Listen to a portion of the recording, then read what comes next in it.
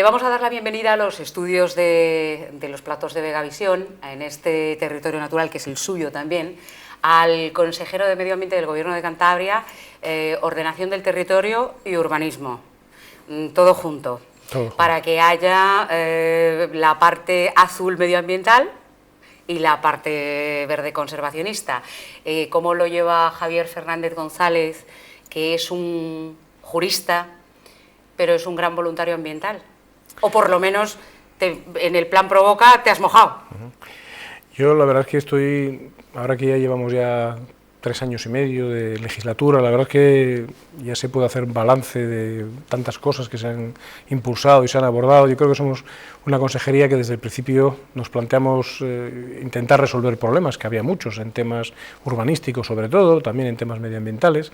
Yo creo que se han intentado resolver y se han resuelto de hecho muchas cosas, se han impulsado muchos temas y estamos satisfechos del trabajo y también de los resultados. Ahora bien, son temas, sobre todo el medio ambiente, donde hay que mantener, yo siempre lo digo, un principio de permanente insatisfacción, porque nunca es suficiente, siempre hay que mejorar y avanzar.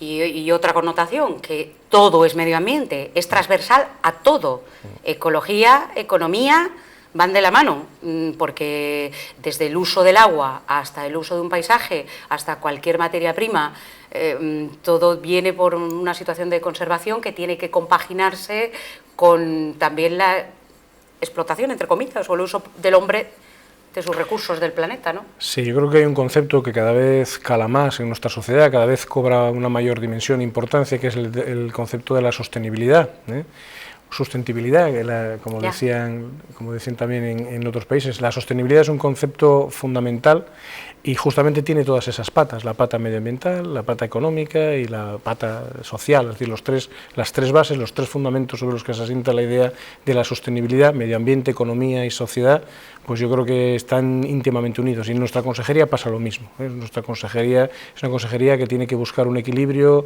entre cuestiones medioambientales y desarrollos económicos, impulsos urbanísticos, pero que sean respetuosos con el medio ambiente y que en definitiva busquen plasmar un poco lo que nuestra sociedad nos está demandando, nos está pidiendo. O sea que son conceptos íntimamente unidos. Ahora, el tema medioambiental, el tema de la protección de nuestro medio ambiente es un tema que tiene que ser un poco marco de todo lo demás. O sea, tiene que ser un elemento absolutamente prioritario, porque el medio ambiente es algo que no podemos desfallecer en su protección. Tenemos una obligación, exactamente, claro. Tenemos una obligación. A mí hay una frase que me gusta mucho, porque yo creo que resume muy bien todo, y es que cuando dice que nuestro planeta, el medio ambiente, pues no es, pues se suele decir que es una herencia de nuestros padres. Dice que no es una herencia de nuestros padres, es un préstamo de nuestros hijos. Entonces es un préstamo que ellos nos han dejado y que tenemos que devolverlo con intereses y mejorado en la medida de lo posible, y por lo tanto esa idea de que es algo que no es nuestro, que tenemos que pasar a las futuras generaciones, tiene que perseguir todas nuestras decisiones. Bueno, el hombre hoy por hoy, sobre todo en el mundo civilizado o en el norte, ya tiene herramientas, tiene la tecnología, tiene las leyes, tú eres un jurista. ¿Te ha dado capacidad de...? Porque el medio ambiente tiene muchas negociaciones por ser transversal. A ver, hablando concretamente de leyes, hace horas se ha aprobado, lo cual es una victoria, desde aquí os felicito, por unanimidad de todo el mundo, la ley del paisaje. ¿Pero qué es la ley del paisaje? ¿Qué va a englobar? ¿Qué significa para los cántabros?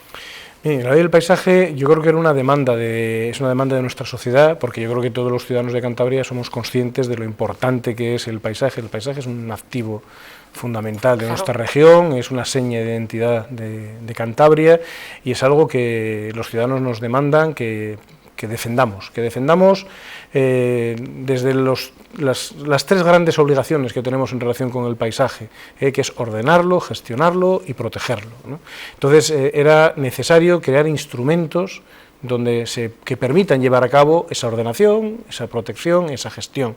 Entonces ahí yo creo que se ha hecho un trabajo muy importante. Yo ahí quiero siempre dejar constancia de la labor del que fue director general de Ordenación del Territorio y Evaluación Ambiental Urbanística, Fernando Silió, por desgracia ha fallecido este año, pero sí, que hizo una labor extraordinaria recogiendo toda la documentación que había en la consejería y que se manejaba para plasmarlo en un texto legal, en un anteproyecto que fue la base de lo que se aprobó recientemente en el Parlamento. Y esta ley del paisaje lo que hace es decirnos a todos, fundamentalmente a las administraciones, pero a todos, que el paisaje es un elemento que hay que tener en cuenta, hagamos lo que hagamos, todo aquello que pueda tener incidencia en el paisaje, tiene que tener el paisaje como un elemento a considerar, a estudiar, ver qué impactos se pueden causar, minimizarlos cuando no queda más remedio y evitarlos cuando se puede evitar. Entonces, todo eso nos lleva a las administraciones, nos obliga a las administraciones a desarrollar políticas de paisaje. Y además la ley lo que nos da es una serie de instrumentos para poder hacerlo, instrumentos normativos o instrumentos de aplicación. Ahí habrá 3 instrumentos normativos, ¿verdad? Habrá directrices del paisaje, que nos dirá a todas las administraciones qué estrategias hay que hacer, o qué no se puede hacer según qué sitio, para traducírselo al ciudadano. Eso es, nos dirá si estoy hablando de Ollambre, o estoy en los Picos de Europa, o estoy en la situación de los derribos, ¿la ley de los derribos o la ley del suelo está relacionada con el paisaje o no? ¿No es lo mismo? En derecho está prácticamente todo relacionado, pero el problema de los derribos dio lugar a otra ley específica, que es la ley de las autorizaciones provisionales. El tema de los derribos lo que está planteando ya es una patología que hay que ir solucionando. ¿Cómo? El paisaje... pues nosotros hemos buscado una fórmula que yo creo que es muy elemental en materia de derribos. La cuestión puede ser tan sencilla como que lo que no se puede legalizar debe demolerse, y hay muchas viviendas que hay que demoler. Las viviendas de la Arena, que son 102 viviendas, eran 144, quedan 102, las viviendas del Cuco son casi 200, hay otras 17 viviendas en Cérrias que tampoco vemos posibilidad de legalizarlas. Y lo demás, lo que vemos que sí se puede legalizar, porque los planeamientos lo van a acoger con normalidad, porque es la mejor ordenación urbanística que puede tener un ayuntamiento, encajan esas viviendas, pues entendemos que eso hay que intentar legalizarlo. Y lo que se puede legalizar, que se legalice, lo que no se puede legalizar, que se lleve a cabo la demolición, y luego, eso sí, cuando hay que demoler, hay que indemnizar a las familias.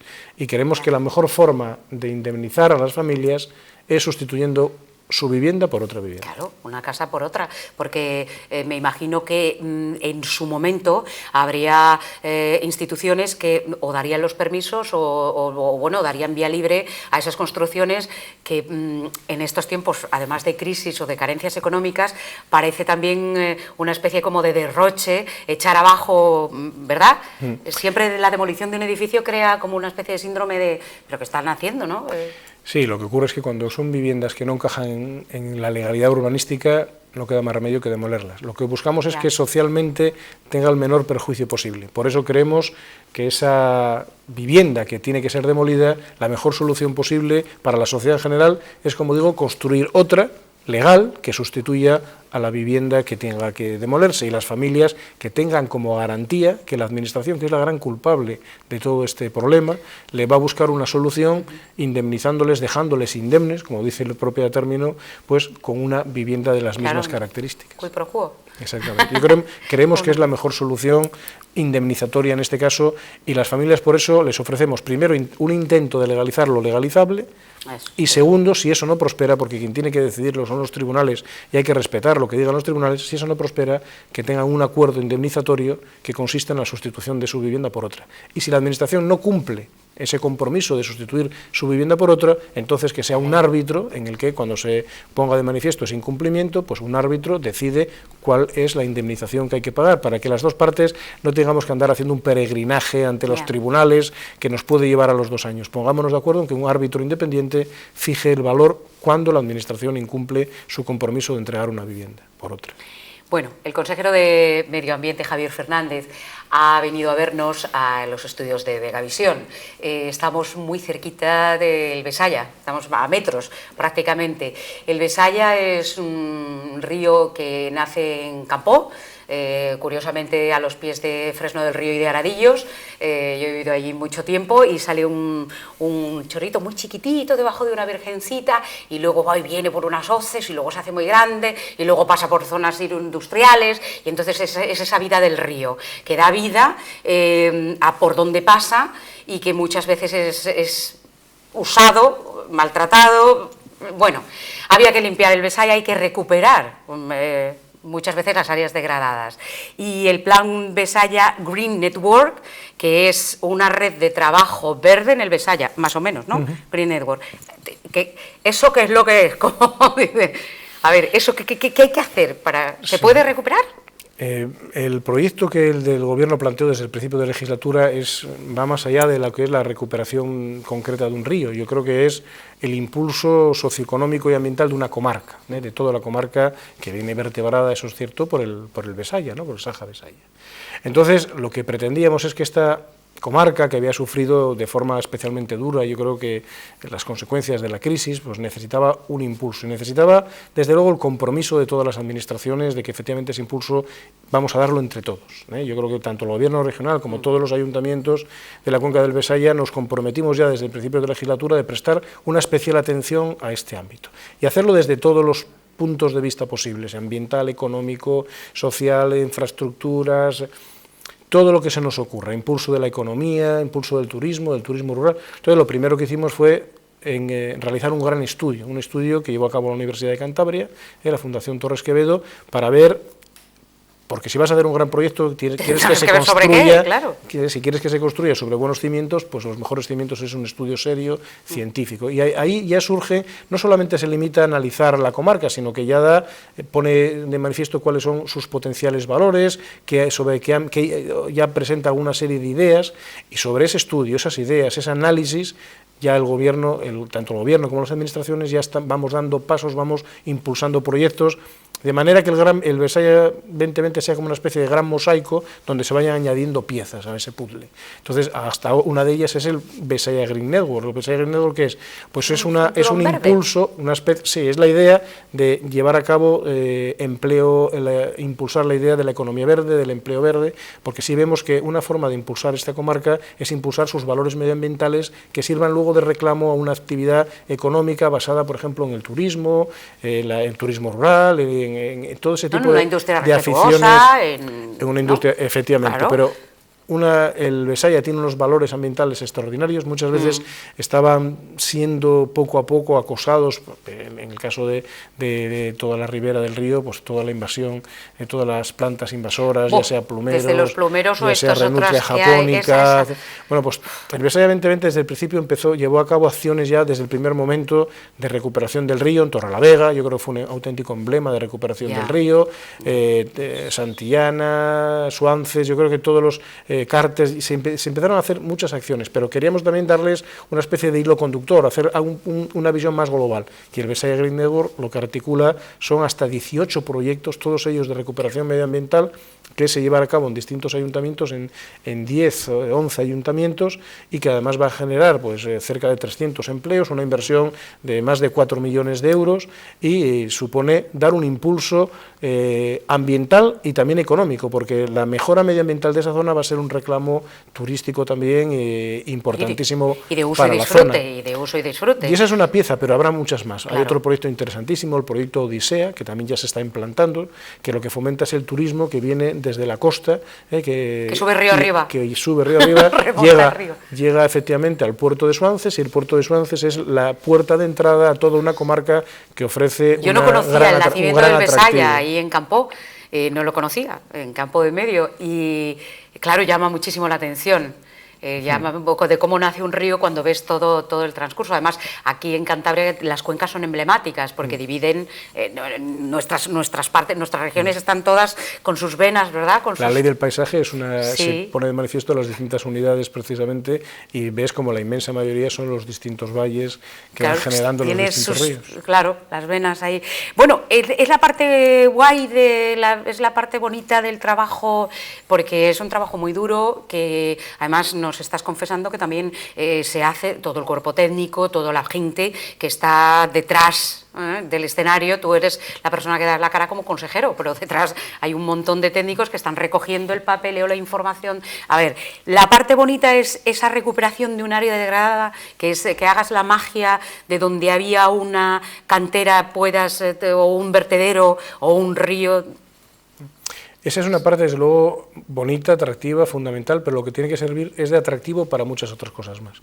De hecho, la acción no se hace solo desde la Consejería de Medio Ambiente, es una acción de gobierno que aquí la mayor parte de la financiación nace de la financiación de Economía y Hacienda, de la Consejería de Economía y Hacienda, a través de iniciativas singulares de empleo, y es la que financia la inmensa mayoría de esos proyectos.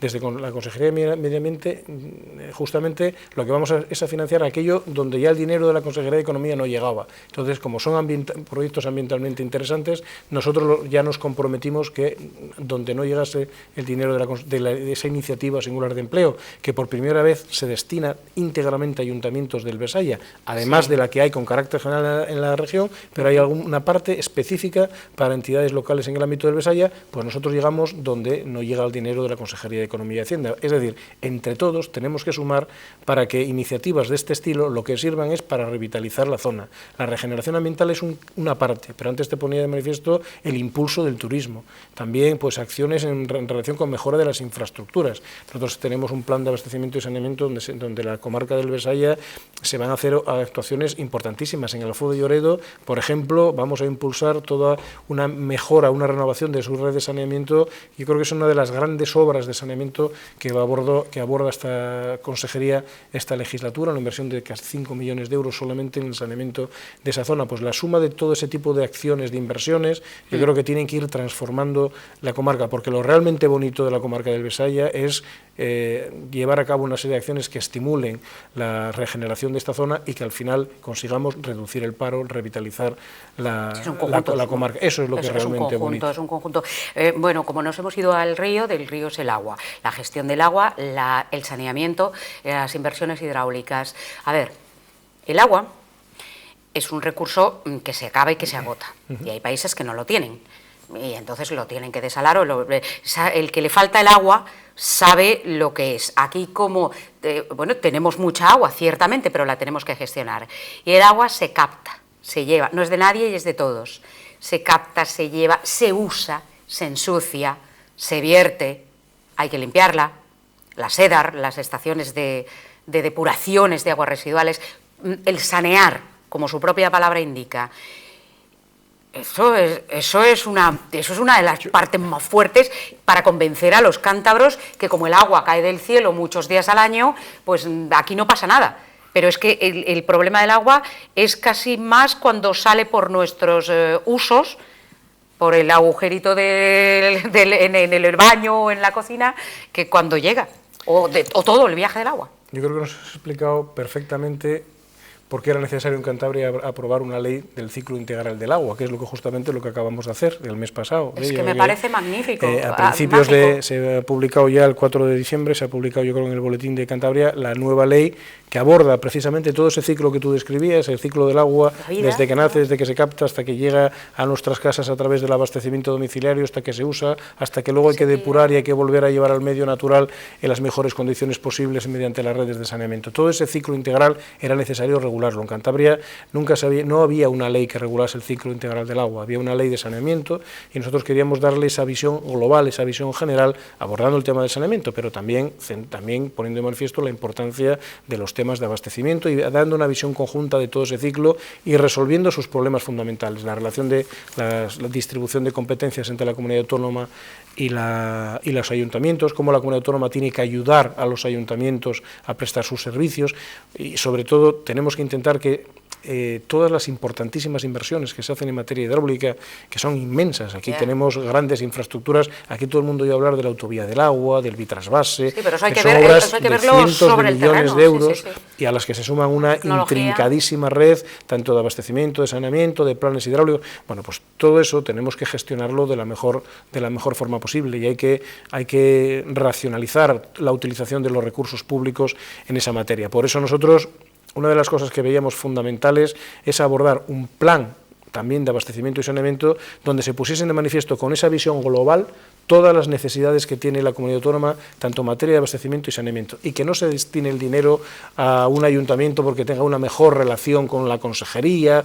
Eso no tiene que... El agua no tiene colores políticos, el agua es incolora, por definición. Inodora. Eso es, y todos los ciudadanos tienen exactamente el mismo derecho a disfrutar de los mejores servicios en materia de abastecimiento y saneamiento. Por eso nosotros hemos hecho un plan donde se contemplan 1.300 obras, un plan cuya financiación va a necesitar 400 millones de euros prácticamente, cerca de 400 millones de euros, que se van a ejecutar posiblemente a lo largo de la próxima década y que van a dejar de resueltas las necesidades de redes de abastecimiento y saneamiento, yo diría que para prácticamente, al menos para la mitad de este siglo. O sea, es un plan muy ambicioso.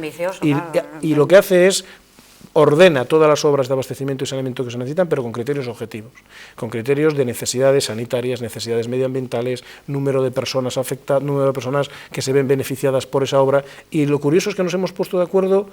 Yo diría que con todos los ayuntamientos, yo creo que discrepa uno y pocos más, siempre hay algunos casos que, bueno, no alcanzan el 100%, mundo, ¿no? Pero prácticamente el 100% de los ayuntamientos de Cantabria nos hemos puesto de acuerdo para darle un orden de prioridad a las obras hidráulicas en esta región. Esto supone una garantía para todos los ciudadanos de Cantabria de que su problema de abastecimiento, su problema de saneamiento va a estar resuelto. Pero es más. Nosotros entendemos que así como todo el mundo comprende que el abastecimiento es un derecho universal, que todos tienen que tener derecho a agua... Tú vas a casa y giras el grifo. Eso es. El problema viene cuando no sale agua de ese grifo. Pero todos entendemos que el agua hay que hacerla llegar a todos los hogares de Cantabria. Pero con el saneamiento ocurre lo mismo.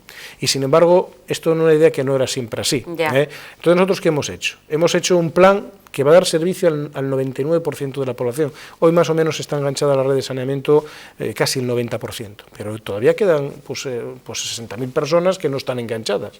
Y fundamentalmente, ¿qué hacen?